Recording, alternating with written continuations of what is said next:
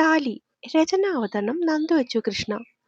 സൈലന്റിൽ ആക്കിയെന്ന് കരുതിയ ഫോണിൽ നിന്നും ഉയർന്നു വന്ന പാട്ട് കേൾക്കെ ശ്രീകുട്ടിയുടെ മുഖം മാറി. അത് സതിയും ശ്രീയും നീലനും ശ്രദ്ധിച്ചു. ഇത്രയും നേരമുണ്ടായിരുന്ന സന്തോഷം എങ്ങോട്ടോ പോയ പോലെ.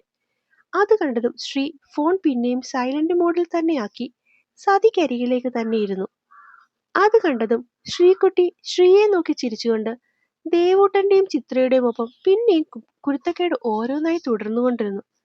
കുറച്ചു മുന്നെയാണ് നാളെ കോളേജ് അവധിയാണെന്നുള്ള മെസ്സേജ് വന്നത്. എന്തോ കൺസ്ട്രക്ഷൻ പ്രോബ്ലം ശരിയാക്കുന്നു എന്ന് പറഞ്ഞിട്ട്. അത് പിള്ളേരോട് പറഞ്ഞതും കേട്ടത് ശ്രീകുട്ടിയുടെ ഒച്ചത്തിലുള്ള കൂവലാണ്. താൻ ഇവിടെ നിൽക്കുന്നത് കൊണ്ട് മാത്രം ശ്രീയും ചിത്രയും തുള്ളി ചാടിയില്ല എന്നേ ഉള്ളൂ. കാരണം വേറൊന്നുമല്ല, ശ്രീക്ക് അടുത്ത ഒരാഴ്ച അവധിയാണ്. അതറിഞ്ഞപ്പോൾ മുതൽ അവൾ ദേവയുടെ പിറകെയാണ് കോളേജിൽ പോകേണ്ടെന്ന് പറഞ്ഞിട്ട്. അതിനോട് പിന്നെ ഇങ്ങനെയുള്ള കാര്യമൊന്നും പറഞ്ഞിട്ട് പ്രത്യേകിച്ച് പ്രയോജനമില്ലെന്ന് തോന്നിയത് കൊണ്ടോ എന്തോ അവളുടെ അടുത്ത ഇര ദേവൂട്ടനായിരുന്നു. അതുകൊണ്ടെന്താ, ദേവൂട്ടന് നാളെ മുതൽ ഒരാഴ്ചയ്ക്ക് പനിയാണെന്ന് അവൻ സ്വയം അങ്ങ് കയറി പ്രഖ്യാപിച്ചിരിക്കുകയാണ്. അതിനിടയിലാണ് ലോട്ടറി അടിച്ച പോലെ ഇങ്ങനെ രണ്ടവധി. അപ്പൊ പിന്നെ പുതിയ പ്ലാനും പദ്ധതിയുമായി ശ്രീ പതിയെ തലവെക്കാൻ തുടങ്ങി. ചായ കൂടി കഴിഞ്ഞതിന് ശേഷം വൈകുന്നേരം ഇന്ന് കറങ്ങാൻ പോകണമെന്നുള്ള ആഗ്രഹവുമായി ശ്രീകുട്ടിയാണ് ആദ്യം ബഹളം തുടങ്ങിയത്. ചിത്ര പിന്നെ അത് കേൾക്കാനിരുന്ന പോലെ വീട്ടിൽ വിളിച്ച് 2 ദിവസം ഇവിടെയാണെന്ന് തന്നെ പറഞ്ഞു കഴിഞ്ഞു. എല്ലാവരുടെയും മുഖം കണ്ടിട്ട് ഒരുമിച്ചൊരു പുറത്തുപോക്ക് അവരെല്ലാം തന്നെ ആഗ്രഹിക്കുന്ന പോലെ തോന്നി. അമ്മയും അച്ഛനും ആദ്യമേ സമ്മതം മൂളി. പിന്നെ അവരുടെ ഭാഗത്തു നിന്നുകൂടി നിർബന്ധം വന്നപ്പോ അതുവരെ പകുതി സമ്മതം മൂളിയിരുന്ന സന്തോഷങ്ങളും മായമ്മയും അച്ഛമ്മയും തലകുലുക്കി. ദേവൂട്ടനും ശ്രീയും ചിത്രയും പിന്നെ പണ്ടേ പോകാൻ റെഡിയായി നിൽക്കാണ്. അവരും വളരെ ഹാപ്പി. എല്ലാവരുടെയും സന്തോഷം കൊണ്ട് കൂട്ടത്തിൽ കുറവുള്ളയാളെ തിരിഞ്ഞു നോക്കുമ്പോൾ കാണുന്നത് കുളി കഴിഞ്ഞു വന്ന് വിളക്കിൽ ചാർത്താൻ പൂക്കൾ ഇറുക്കുന്നവളെയാണ്. ഈ പെണ്ണെന്താ ഇങ്ങനെ? പലപ്പോഴും തോന്നിയ സംശയം ഇന്ന് വാക്കുകൾക്കൊപ്പം പുറത്തു വന്നതും നോട്ടം ചെന്ന് നിന്നത് അച്ചമ്മയിലാണ്. അവൾ പണ്ടേ ഇങ്ങനാണ് മോനെ. അധികം ബഹളങ്ങളോ കാര്യങ്ങളോ ഒന്നുമില്ല. പിന്നെയും ഒരു മാറ്റം കണ്ടത് ചിത്രമോൾ വന്നതിന് ശേഷമാണ്. ഇപ്പൊ പിന്നെ ശ്രീകുട്ടി അവളെ ഒന്നേന്ന് മാറ്റിയേ അടങ്ങൂന്ന് പറഞ്ഞുള്ള നടപ്പാണ്. എന്താകുമോ എന്തോ. ഓരോരുത്തർക്കും ഓരോ സ്വഭാവങ്ങൾ കാണില്ലേ അമ്മേ. മിത്തു ഇങ്ങനെയാണ്. അത് സതി, നീ പറഞ്ഞത് നേരാ. അവൾ ഇങ്ങനെയാ. അച്ഛമ്മ രണ്ടുപേരെയും മാറി മാറി നോക്കി ചിരിച്ചു. എന്നാലും ഇങ്ങനെ ഉണ്ടാവുമോ?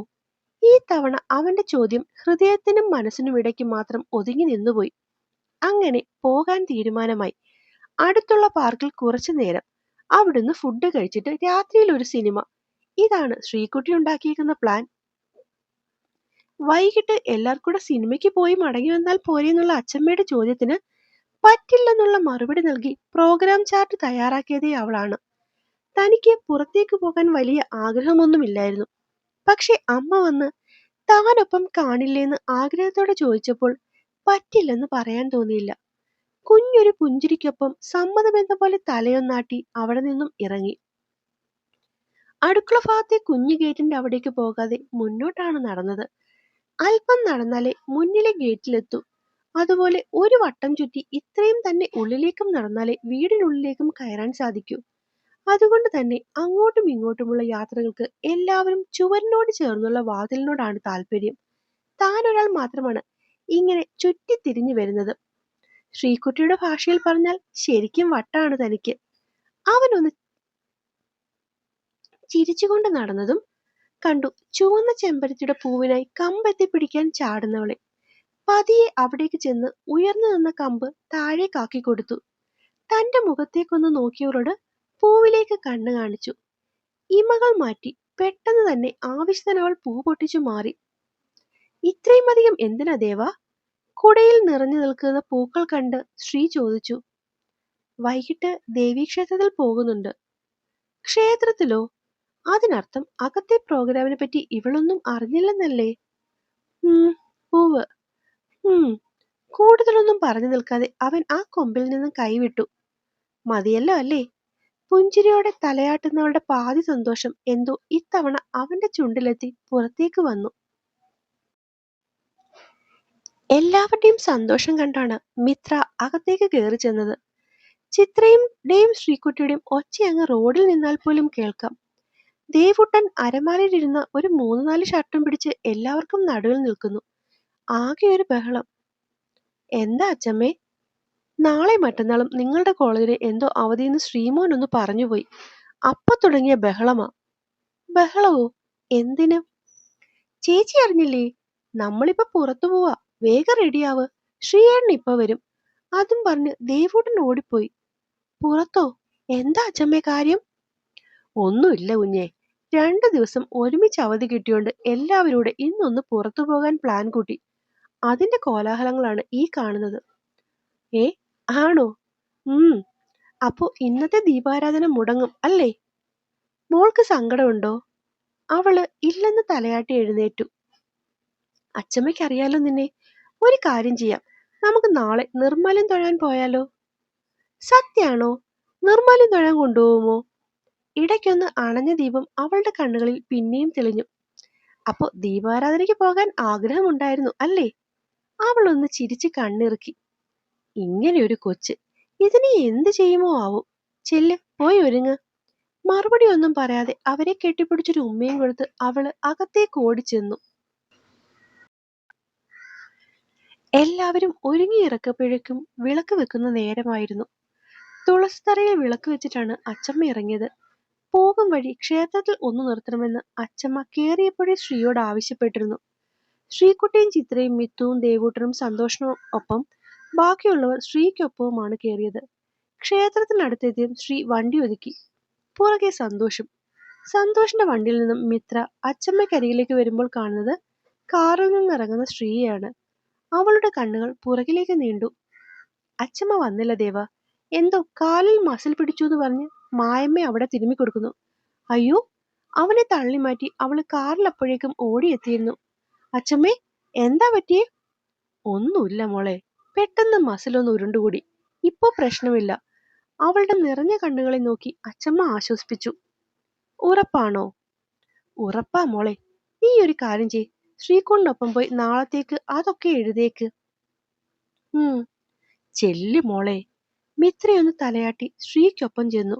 ഇതിനിടയിൽ ക്ഷേത്രത്തിലേക്ക് കയറാൻ ശ്രീകുട്ടിയെയും ചിത്രയും വിളിച്ചെങ്കിലും രണ്ടും കുളിക്കാതെ പെർഫ്യൂം പൂശിയാ വന്നതെന്ന് പറഞ്ഞ് സന്തോഷ് കളിയാക്കിയപ്പോൾ ആ ശ്രമം ശ്രീ അങ്ങ് ഉപേക്ഷിച്ചു. ക്ഷേത്രക്കുളത്തിലൊന്ന് കാൽ കഴുകി രണ്ടുപേരും പുറത്തേക്ക് വന്നതും മിത്ര പൂജാസാധനങ്ങൾ വെച്ചിരിക്കുന്നതിന്റെ അടുത്തേക്ക് ചെന്നു. ഗണേശന് നാളികേരവും കറുകമാലയും, ദേവിക്ക് ഉടയാടയും, ശിവന് പിൻവിളക്കിന് എണ്ണയും വാങ്ങി. ഇതൊക്കെ എന്തിനാ? നീ അകത്ത് കയറുന്നുണ്ടോ? ഇവിടെ വന്നിട്ട് ഉള്ളിൽ കയറാതെ. അവൾ അവനെ ഒന്ന് നോക്കി. അവൻ അവളെ നോക്കിയൊന്ന് തലയാട്ടാൻ പോകുമ്പോഴാണ് അവർ തന്നെ നോക്കി നിൽക്കുന്ന കടക്കാരനെ ശ്രദ്ധിക്കുന്നത്. അപ്പോഴാണ് വാങ്ങിയതിന്റെ കാശ് കൊടുത്തില്ലല്ലോ എന്ന് ശ്രീയും ഓർക്കുന്നത്. എത്രയായി? ശ്രീ പേഴ്സ് തുറക്കാൻ തുടങ്ങിയത് മിത്ര കാശ് നൽകിയിരുന്നു. ശ്രീ അവളെ ഒന്ന് ദേഷ്യത്തോടെ നോക്കി. അച്ഛൻ തന്നിരുന്നു. അവള് തല കുനിച്ചു. അത് തിരിച്ചു കൊടുത്തേരെ, ചേഞ്ച് ഞാൻ തരാം. 500ന്റെ നോട്ടും പിടിച്ചു ബാക്കി തപ്പിയെടുക്കാൻ പാടുപെട്ട കടക്കാരൻ ശ്രീയെ നോക്കി സന്തോഷത്തോടെ ചിരിച്ചുകൊണ്ട് മിത്ര നൽകിയ കാശ് തിരിച്ചു കൊടുത്തു. അത് താളം ചവിട്ടി നിൽക്കാതെ പെട്ടെന്ന് പോയിട്ടു വാ ദേവ. അപ്പോഴേക്കും മുഴുക്കാപ്പിനും ഗണപതി ഹോമത്തിനും ഞാൻ എഴുതിച്ചോളാം. അപ്പോ ശ്രീയേട്ടൻ വരുന്നില്ലേ? ശ്രീ ഒരു നിമിഷം ഞെട്ടിയൊന്ന് അവളെ നോക്കി. ഈ കാലത്തിനിടയ്ക്ക് ആദ്യമായാണ് ഇങ്ങനെയൊരു വിളി.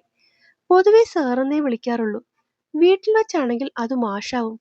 പക്ഷെ ഈ ശ്രീയേട്ടൻ, അത് പുതുമയാണ്. വരുമോ?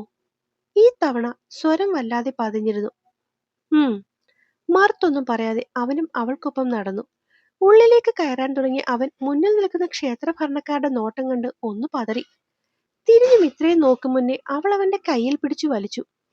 എന്താ ദേവാ? അവൾ പിടിച്ചിരിക്കുന്ന കയ്യിലേക്ക് നോക്കിയവൻ മുഷിഞ്ഞു. അവൾ അവനെ ചുറ്റും ഒന്ന് കണ്ണോടിക്കാൻ കാണിച്ചു. ദേവാ, എനിക്ക് നന്നായി ദേഷ്യം വരുന്നുണ്ട്. എന്താ കാര്യം? ഷർട്ട് ഊരുന്നില്ലേ? പതിയെ അവൻ അരികിലേക്ക് എത്തിയായിരുന്നു ആ ചോദ്യം. ഓ സോറി, ഞാനത് വിട്ടുപോയി. അവനൊന്ന് ചിരിച്ചുകൊണ്ട് അവളെ നോക്കി തലയാട്ടി. പുറത്തവർ വെയിറ്റ് ചെയ്യുന്നതുകൊണ്ട് തൊഴലും പ്രദക്ഷിണം വെപ്പലും ശ്രീ അല്പം സ്പീഡിൽ ചെയ്തപ്പോൾ ഒട്ടും ധൃതി കാട്ടാതെയായിരുന്നു മിത്രയുടെ തൊഴിൽ. ഇടയ്ക്ക് അതിനൊന്ന് ദേഷ്യപ്പെട്ട് നോക്കിയെങ്കിലും കൂടുതൽ നേരം അങ്ങനെ തുടരാൻ അവളുടെ മുഖഭാവം അവനെ അനുവദിച്ചില്ല. ചുണ്ടുകൾ ഇടതടവില്ലാതെ ചലിക്കുന്നു. ഓരോ പ്രതീക്ഷയ്ക്കും നാമജപങ്ങൾ മാറി മാറി വരുന്നുണ്ട്. ശ്രീ അറിയാതെ ചിരിച്ചുകൊണ്ട് പ്രദക്ഷിണം പൂർത്തിയാക്കി അവൾക്കായി കാത്തുനിന്നു. ഒരൽപ്പം കഴിഞ്ഞപ്പോൾ അവളുടെ അടുത്തെത്തി. പ്രസാദം വാങ്ങിയില്ലേ? ഇല്ലെന്നവൻ തലയാട്ടി. ഒരു വേള അവളുടെ കയ്യിലിരിക്കുന്ന പ്രസാദം തനിക്കായി നൽകുമെന്ന് കരുതിയെങ്കിലും അവൾ അത് നൽകാത്തതിൽ അവന് ലേശം അത്ഭുതം തോന്നി.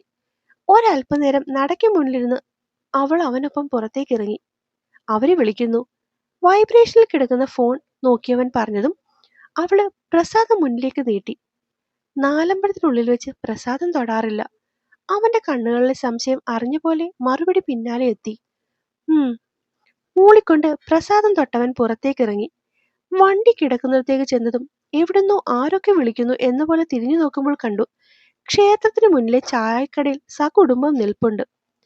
ഇവൾ അമ്പലത്തിൽ കയറിയാൽ നന്നായി നേരമെടുക്കുമെന്ന് ഞങ്ങൾക്ക് അറിയാമായിരുന്നു. അതുകൊണ്ട് ആ സമയം ഞങ്ങൾ ഉപയോഗപ്രദമാക്കി. എങ്ങനുണ്ട്? ശ്രീയുടെ ചോദ്യം ചെയ്യലിൽ എല്ലാവരും ചിരിച്ചു. നിങ്ങൾക്ക് ചായ വേണോ? വേണ്ടെന്ന് രണ്ടുപേരും പറഞ്ഞതോടെ നേരെ ബീച്ചിലേക്ക് വിട്ടു. സന്ധ്യ ആയോണ്ട് തന്നെ അത്യാവശ്യം നല്ല ആൾത്തിരക്കുണ്ടായിരുന്നു. അധിക നേരം അവിടെ നിന്നില്ലെങ്കിലും കിട്ടിയ സമയം ശ്രീയും ചിത്രയും ദേവൂട്ടനും നന്നായി മുതലാക്കി.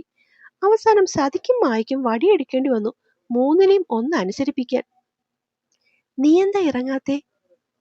എനിക്ക് തിരകൾ പേടിയാണ്. നിനക്ക് പേടിയില്ലാത്ത എന്തെങ്കിലും ഉണ്ടോ ദേവ? ഈ തവണ ചിരിയോടൊപ്പം ഒരു കളിയാക്കലും കൂടി ഉണ്ടായിരുന്നു അവന്റെ ആ ചോദ്യത്തിൽ. എനിക്ക് അസ്തമയം ഇഷ്ടമാണ്. അസ്തമയം ദുഃഖമല്ലേ? അല്ല, അസ്തമയം സൂര്യനും ആഴിയും തമ്മിലുള്ള സംഗമമാണ്. ചിന്തകളുടെ വ്യത്യാസം.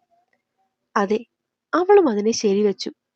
ഇവളിൽ ആദ്യ കാഴ്ചയിൽ തോന്നുന്ന ലാളിത്യം ഇവളെ അറിയും തോറും കൂടുതൽ കൂടുതൽ ആഴത്തിൽ വിന്യസിക്കുകയാണ്. മുന്നിലെ വിശാലമായ കടലുപോലെയാണ് ഇവളും. പുറമേ ശാന്തമെങ്കിലും ഉള്ളിൽ ഒരുപാട് അർത്ഥതലങ്ങളിൽ പരന്നു കിടക്കുന്ന എന്തോ ഒന്ന് ഇവളിൽ ഇനിയും ബാക്കിയാണ്. ശ്രീ അവളെ തന്നെ നോക്കി നിന്നു. പക്ഷേ അവളുടെ ശ്രദ്ധ മുഴുവനും പ്രണയിനിയിലേക്ക് പാഞ്ഞെടുക്കുന്ന പ്രാണനിലേക്ക് മാത്രമായിരുന്നു. അതേസമയം കാറിൽ കിടന്ന ശ്രീയുടെ ഫോണിന്റെ ലൈറ്റ് ഒരിക്കൽ കൂടി തെളിഞ്ഞു. സ്നേഹ, മിസ് കോൾ 149. അപ്പോൾ എന്നെ കേൾക്കുകയും വായിക്കുകയും ചെയ്യുന്ന എൻ്റെ കൂട്ടുകാരെ കഥ ഇഷ്ടമാവുന്നുണ്ടെങ്കിൽ സബ്സ്ക്രൈബ് ചെയ്ത് സപ്പോർട്ട് ചെയ്യാൻ മറക്കല്ലേ. നന്ദി.